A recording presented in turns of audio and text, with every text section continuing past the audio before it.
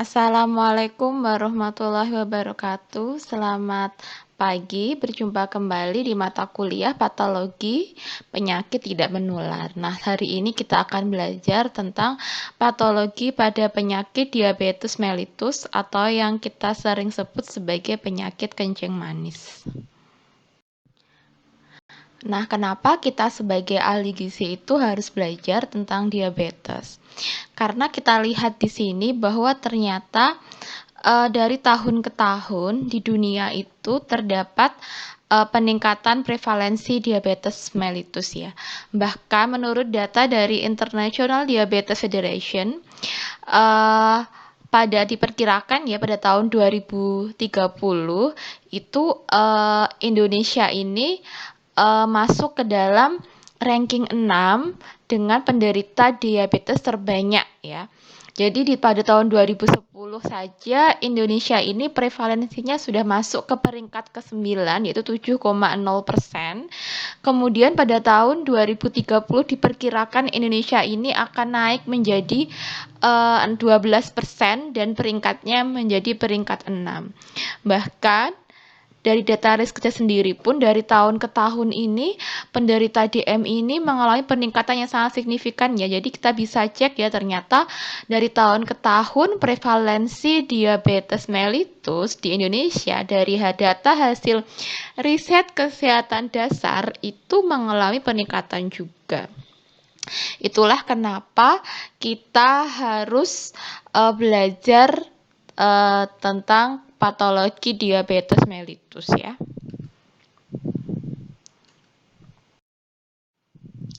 Nah, pertanyaannya apa sih sebenarnya pengertian dari diabetes mellitus? Jadi, diabetes mellitus merupakan suatu kelompok penyakit metabolik yang ditandai dengan karakteristik hiperglikemia yang terjadi karena kelainan sekresi insulin, kerja insulin, atau juga bisa dari keduanya. Nah, untuk mengklasifikasikan orang terkena diabetes mellitus itu ada 4 ya. Jadi DM tipe 1, DM tipe 2, diabetes gestasional, dan tipe spesifik yang berkaitan dengan penyakit yang lainnya.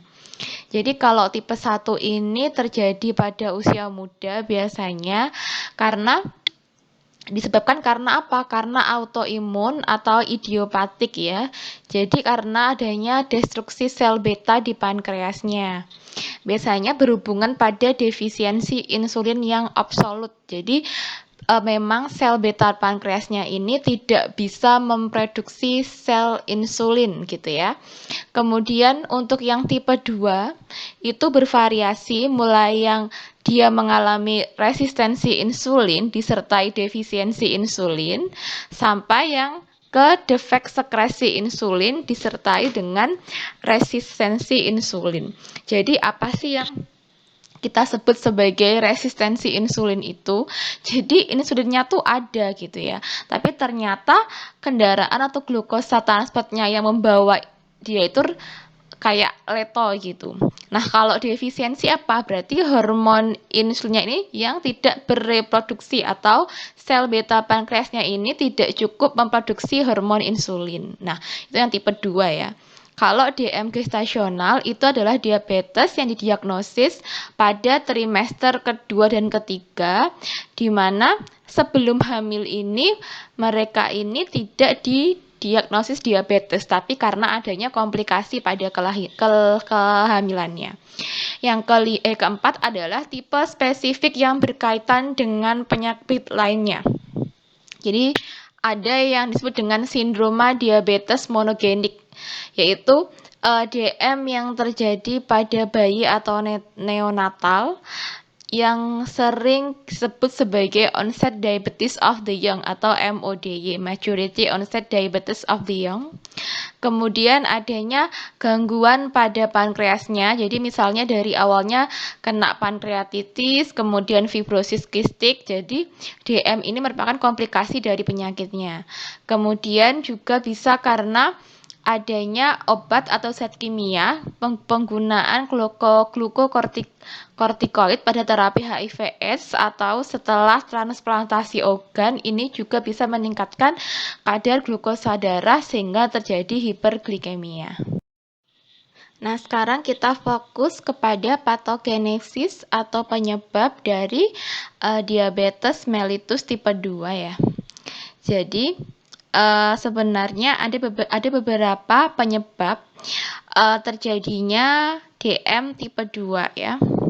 Jadi, menurut si De Fronso, jadi dia mengatakan bahwa penyakit DM itu tidak hanya berhubungan dengan otot, liver, sel beta pankreas saja, tetapi juga berperan juga dari organ-organ lainnya yang kita sebut sebagai omninucleus oxide ya. Jadi secara garis besar itu DM tipe 2 itu ada 8 hal yang menyebabkannya. Yang pertama adalah kegagalan sel beta pankreas ya. Jadi pada saat diagnosis DM tipe 2 ditegakkan, fungsi sel beta ini sudah berkurang gitu ya. Jadi akibatnya apa? Akibatnya adalah sel beta ini tidak bisa memproduksi insulin yang cukup sehingga kadar glukosa darahnya pun juga akan tinggi ya. Yang kedua adalah liver. Jadi pada penderita DM tipe 2 terjadi yang namanya resistensi insulin yang berat sehingga akan memicu namanya gluconeogenesis sehingga produksi glukosa dalam keadaan basal oleh liver yaitu hepatic glucose production akan meningkat. Nah, kalau yang obat-obatan apa sajakah yang berefek untuk ini? Biasanya bisa dibantu dengan obat yang bekerja melalui jalur hati sehingga menekan gluconeogenesis adalah obat metformin. Yang ketiga adalah otot ya. Jadi pada penderita DM tipe 2 itu ada gangguan kinerja insulin yang multiple di intramyoselulernya. Jadi akibat apa? Adanya gangguan fosforilasi tirosin sehingga akan timbul gangguan transport glukosa dalam sel otot sehingga terjadi penurunan sel dan juga sintesis glikogen. Kemudian terjadi juga penurunan penurunan oksidasi dari glukosa. Yang keempat adalah sel lemak. Jadi sel lemak ini ada yang resisten terhadap efek antilipolisis dari insulin sehingga menyebabkan peningkatan proses lipolisis dan kadar asam lemak bebas atau free fatty acid dalam plasma. Nah, peningkatan FFA ini atau free fatty acid akan merangsang proses gluconeogenesis dan mencetuskan resistensi insulin di liver dan otot. FFA ini juga akan mengganggu sekresi insulin. Nah, gangguan yang karena adanya free fatty acid yang terlalu banyak ini disebut sebagai lipotoxicity. Yang kelima adalah menggunakan jalur usus. Jadi, kalau kita makan glukosa atau makan makanan yang ada glukosanya akan memicu respon insulin yang jauh lebih besar dibandingkan kalau kita berikan secara dia intravena atau IV. Nah, efek yang dikenal ini disebut sebagai efek incretin ya. Jadi, berhubungan dengan hormon GLP-1 ya. Selain itu juga pencernaan kita ini juga mempunyai peran dalam penyerapan karbohidrat. Lewat apa? Melalui kinerja enzim alfa glukosidase yang berfungsi untuk memecah polisakarida menjadi monosakarida yang kemudian akan diserap oleh usus dan berakibat meningkatkan glukosa darah setelah makan. Nah, kalau ternyata itu gangguannya karena itu, nah kita bisa mengobatinya dengan obat yang bekerja untuk menghambat kinerja dari enzim alfa glukosidase. Yang keenam adalah sel alfa pankreas. Jadi, sel alfa pankreas itu merupakan organ 6 yang berperan dalam hiperglikemia. Jadi tidak hanya dari sel beta pankreasnya. Nah, si sel alfa ini berfungsi dalam sintesis glukagon yang dalam keadaan puasa kadarnya ini akan meningkat di plasma. Nah, peningkatan ini menyebabkan HGP dalam keadaan basal meningkat secara signifikan dibandingkan individu yang normal. Yang ketujuh adalah ginjal ya. Jadi ginjal merupakan organ yang diketahui berperan dalam patogenesis DM tipe 2. Jadi ginjal akan memfiltrasi sekitar 163 gram glukosa sehari. Jadi 90% dari glukosa ini akan terfiltrasi dan akan diserap kembali melalui peran dari namanya sodium glukosa transporter. Sedangkan 10% sisanya ini akan diabsorpsi melalui peran dari SGLT1 atau sodium glukosa transporter 1 pada tubulus descendens dan ascendens pada ginjal. Sehingga pada akhirnya nanti tidak akan ada glukosa di dalam urin. Nah, tetapi ternyata pada saat DM itu terjadi peningkatan ekspresi dari gen SGLT2. Makanya ada glukosa yang akan keluar lewat urin gitu ya. Yang ke-8 terakhir adalah otak. Jadi insulin merupakan penekan nafsu makan ya, yang sangat kuat. Jadi tapi pada individu yang dia yang obes, baik dia obesnya DM maupun enggak DM, itu ternyata terjadi hiperinsulinemia atau produksi insulin yang berlebihan yang merupakan mekanisme kompensasi dari resistensi insulin. Jadi pada golongan ini asupan makan itu justru akan meningkat akibat adanya resistensi insulin yang juga terjadi di otak.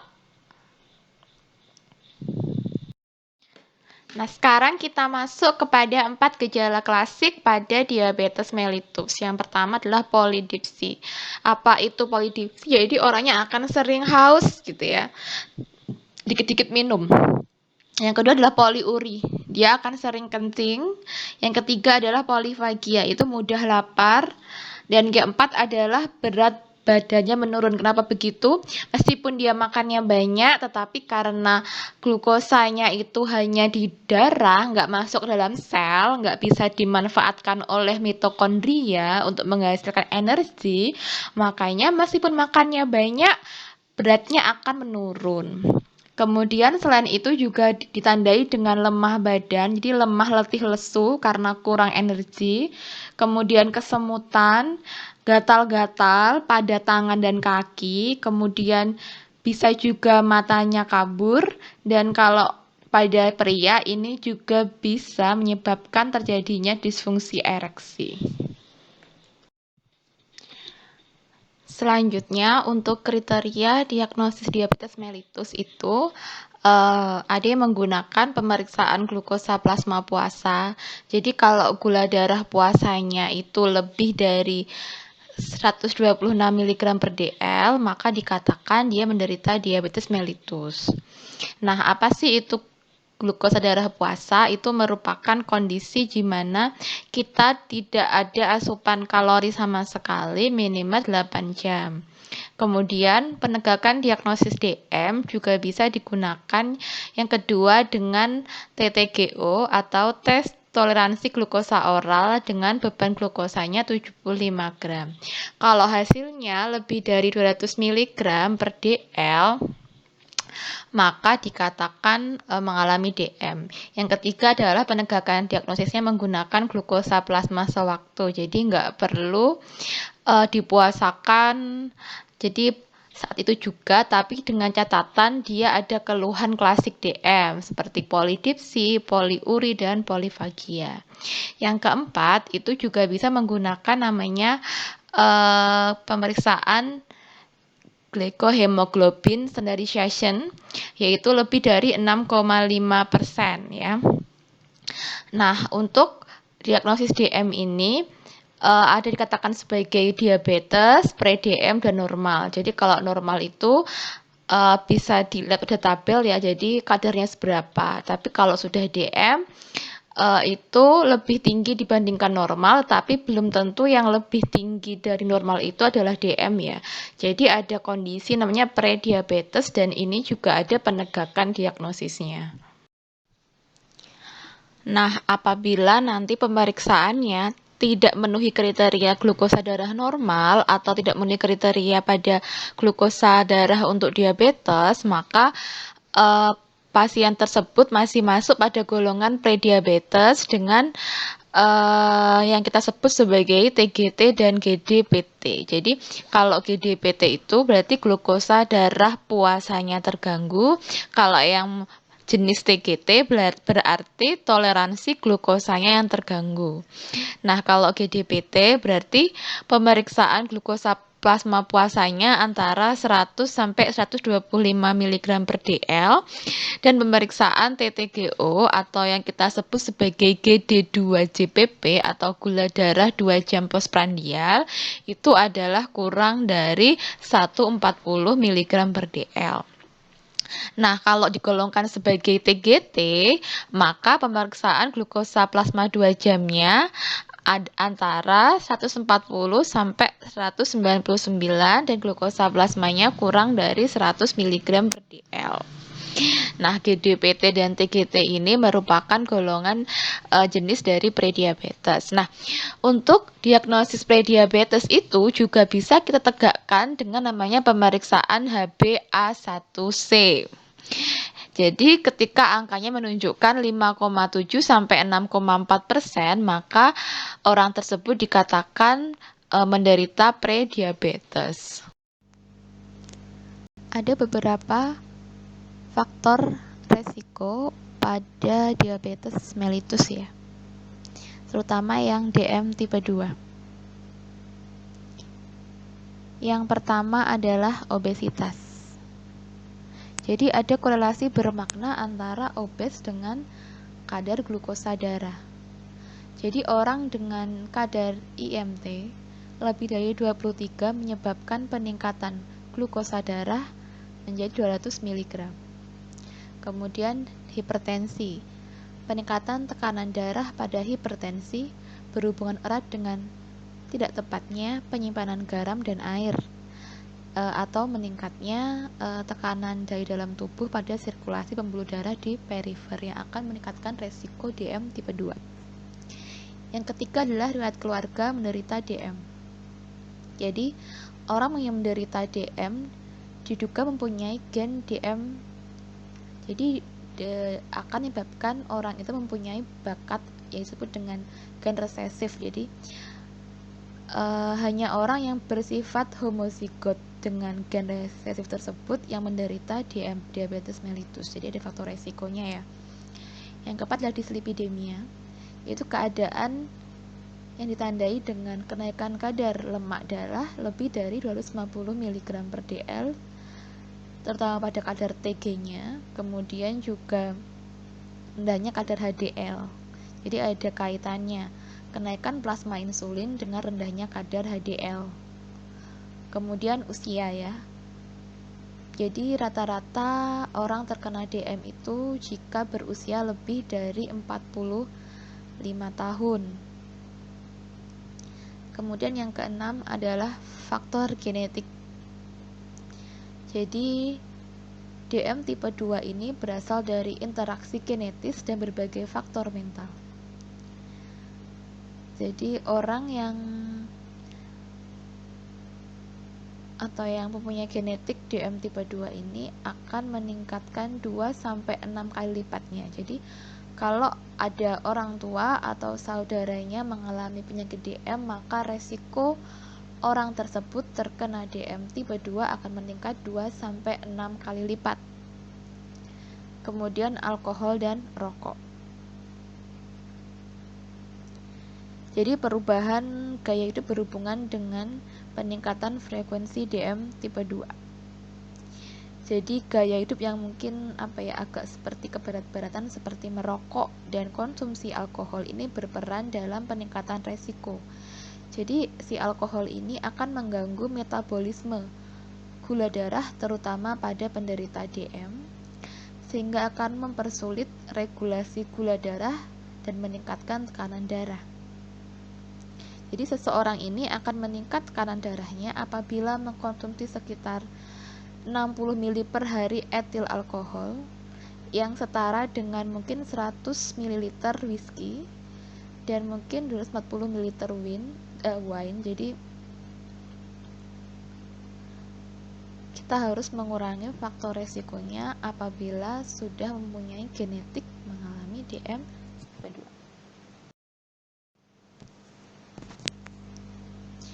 Kemudian lanjut ke penata laksanaan diabetes mellitus. Jadi secara umum prinsip penata laksanaan DM adalah untuk meningkatkan kualitas hidup pada pasien DM. Untuk jangka pendeknya yaitu untuk menghilangkan keluhan DM, mempertahankan rasa nyaman dan tercapainya target pengendalian glukosa darah dengan cara yaitu dengan mengurangi resiko komplikasi akut dan memperbaiki kualitas hidup.